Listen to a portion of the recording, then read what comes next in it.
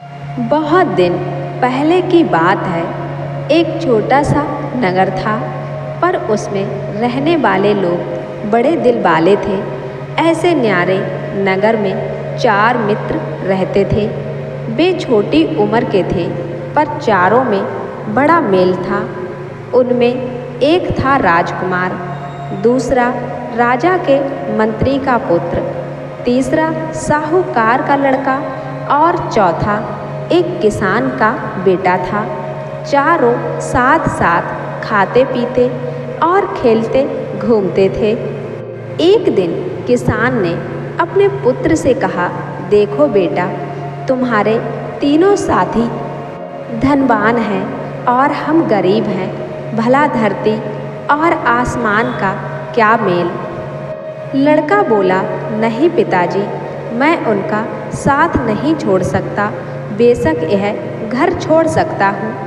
बाप यह बात सुनकर आग बबूला हो गया और लड़के को तुरंत घर छोड़ जाने की आज्ञा दे दी। लड़के ने भी राम की भांति अपने पिता की आज्ञा सिरोधार्य कर ली और सीधा अपने मित्रों के पास जा पहुँचा और उन्हें सारी बात बताई। सबने तय किया कि हम भी अपना अपना घर छोड़कर मित्र के साथ जाएंगे। इसके बाद सबने अपने घर और गांव से विदा ले ली और वन की ओर चल पड़े। धीरे धीरे सूरज पश्चिम के समुद्र में डूबता गया और धरती पर अंधेरा छाने लगा। चारों वन से गुजर रहे थे। काली रात थी। वन में तरह तरह की आवाज़ें सुनकर सब डरने लगे। उनके पेट में भूख के मारे चूहे दौड़ रहे थे। किसान के पुत्र ने देखा, एक पेड़ के नीचे बहुत से जुगनू चमक रहे हैं। वह अपने साथियों को वहाँ ले गया और उन्हें पेड़ के नीचे सोने के लिए कहा। तीनों को थका मांदा देखकर उसका दिल भर गया। वह बोला, तुम लोगों ने मेरी खातिर यह मुसीबत मोल ली है। सबने उसे धीरज बंधाया और कहा, नहीं नहीं, यह कैसे हो सकता है कि हमारा एक साथी भूखा प्यासा भटकता रहे और हम अपने अपने घरों में मौज उड़ाएं। जिएंगे तो साथ साथ, मरेंगे तो साथ साथ। थोड़ी देर बाद वे तीनों सो गए, पर किसान के लड़के की आंख में नींद कहाँ थी। उसने भगवान से प्रार्थना की, हे भगवान, अगर तू सचमुच कहीं है तो मेरी पुकार आकर सुन जा और मेरी मदद कर।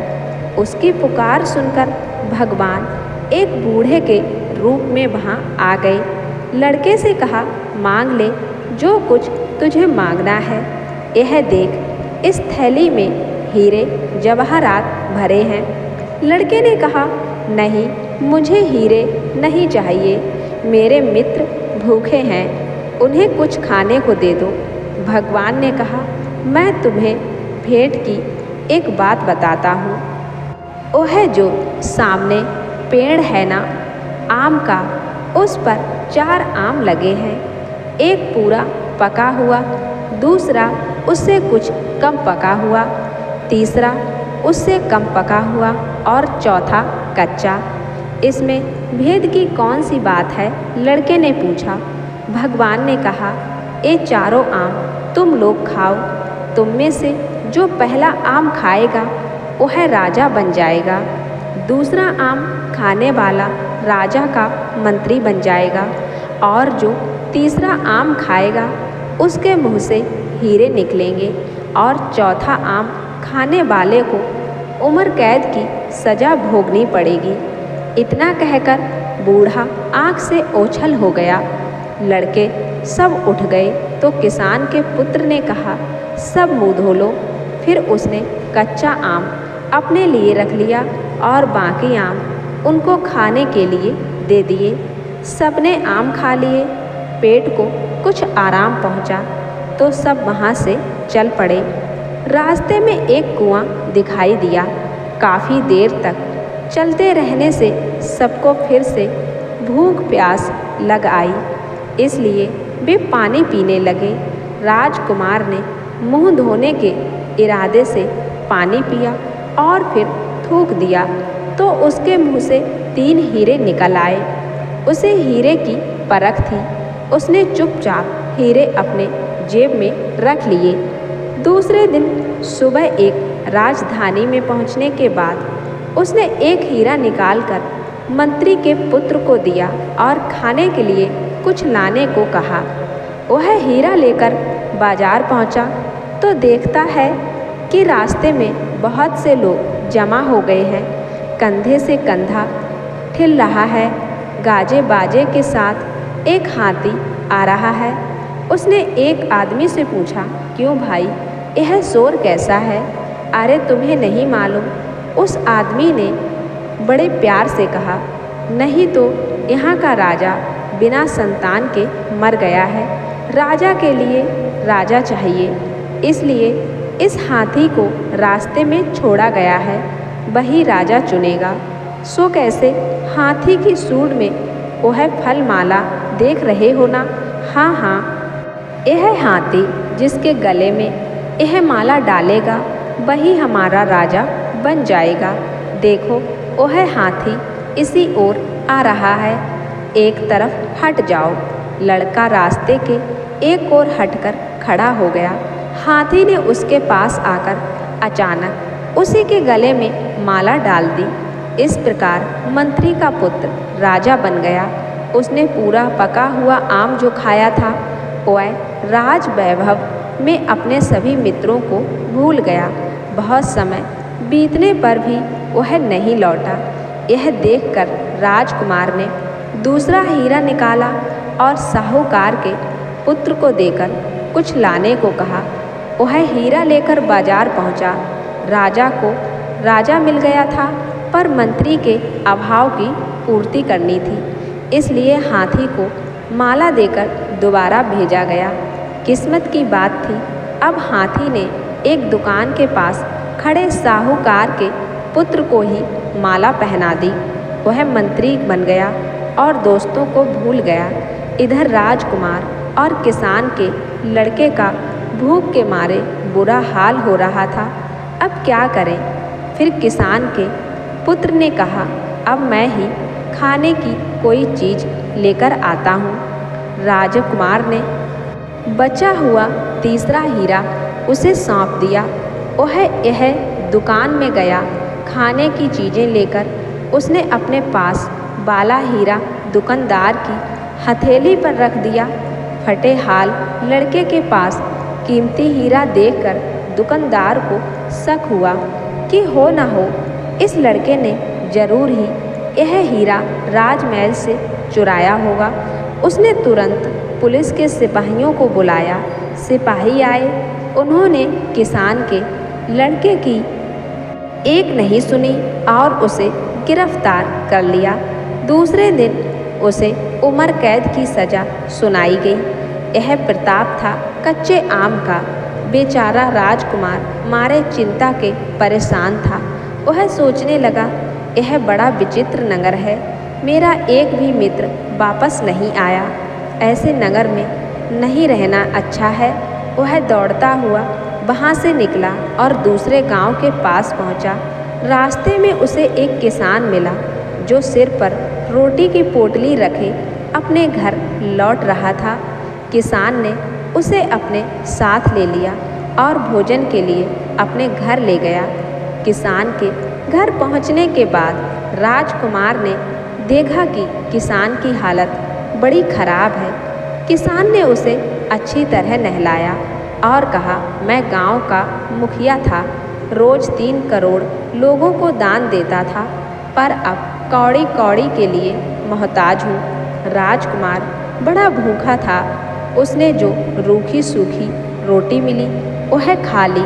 दूसरे दिन सुबह उठने के बाद जब उसने मुंह धोया तो फिर मुंह से 3 हीरे निकले। वे हीरे उसने किसान को दे दिए। किसान फिर धनवान बन गया और उसने 3 करोड़ का दान फिर से आरंभ कर दिया। राजकुमार वहीं रहने लगा और किसान भी उससे पुत्रवत प्रेम करने लगा। किसान के खेत में काम करने वाली एक औरत से यह सुख देखा नहीं गया। उसने एक वेश्या को सारी बात सुनाकर कहा, उस लड़के को भगाकर ले आओ तो तुम्हें इतना धन मिलेगा कि जिंदगी भर चैन की बंसी बजाती रहोगी। अब वेश्या ने एक किसान औरत का रूप रख लिया और किसान के घर जाकर कहा, मैं इसकी माँ हूँ, यह दुलारा मेरी आँखों का तारा है, मैं इसके बिना कैसे जी सकूँगी, इसे मेरे साथ भेज दो। किसान को उसकी बात जच गई। राजकुमार भी भुलावे में आकर उसके पीछे पीछे चल दिया। घर आने पर वेश्या ने राजकुमार को खूब शराब पिलाई। उसने सोचा लड़का उल्टी करेगा तो बहुत से हीरे एक साथ निकल आएंगे। उसकी इच्छा के अनुसार लड़के को उल्टी हो गई, लेकिन हीरा एक भी नहीं निकला। क्रोधित होकर उसने राजकुमार को बहुत पीटा और उसे किसान के मकान के पीछे एक गड्ढे में डाल दिया। राजकुमार बेहोश हो गया था। होश में आने पर उसने सोचा अब किसान के घर जाना ठीक नहीं होगा, इसलिए उसने बदन पर राख मल ली और सन्यासी बनकर वहाँ से चल दिया।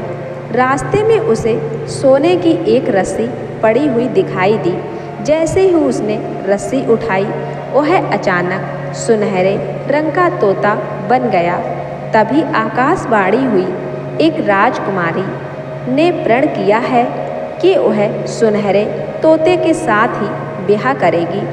अब तोता मुक्त रूप से आसमान में उड़ता हुआ देश देश की सैर करने लगा। होते होते एक दिन वह उसी राजमहल के पास जा पहुंचा जहां की राजकुमारी दिन रात सुनहरे तोते की राह देख रही थी और दिन ब दिन दुबली होती जा रही थी। उसने राजा से कहा, मैं इस सुनहरे तोते के साथ ही ब्याह करूंगी। राजा को बड़ा दुख हुआ कि ऐसी सुंदर राजकुमारी एक तोते के साथ ब्याह करेगी, पर उसकी एक नहीं चली।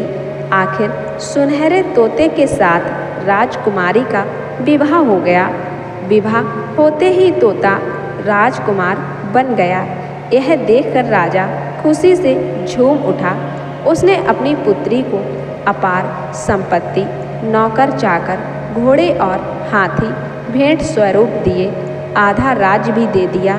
नए राजा रानी अपने घर जाने लगे। राजा पहले गांव के मुखिया किसान से मिलने गया, जो फिर गरीब बन गया था। राजा ने उसे काफ़ी संपत्ति दी, जिससे उसका 3 करोड़ का दान कार्य फिर से चालू हो गया। अब राजकुमार को अपने मित्रों की याद आई।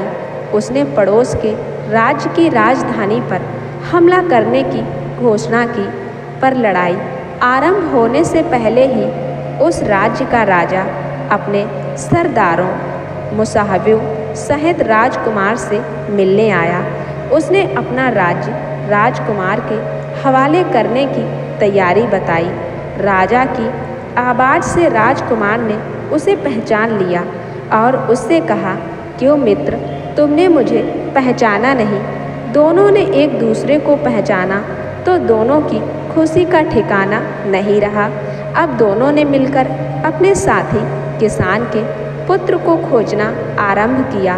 राजकुमार को यह बात खलने लगी कि उसकी खातिर मित्र को कारावास भुगतना पड़ा। जब सब कैदियों को रिहा किया गया तो उनमें किसान का लड़का मिल गया। राजकुमार ने उसका आलिंगन किया और अपना परिचय दिया। किसान का लड़का खुशी से उछल पड़ा। सब फिर से इकट्ठे हो गए। इसके बाद सबने अपनी अपनी संपत्ति एकत्र करके और उसके 4 बराबर हिस्से किए। सबको एक एक हिस्सा दे दिया गया। सब अपने गांव वापस आ गए और माता पिता से मिले। गांव भर में खुशी की लहर दौड़ गई। सबके दिन सुख से बीतने लगे।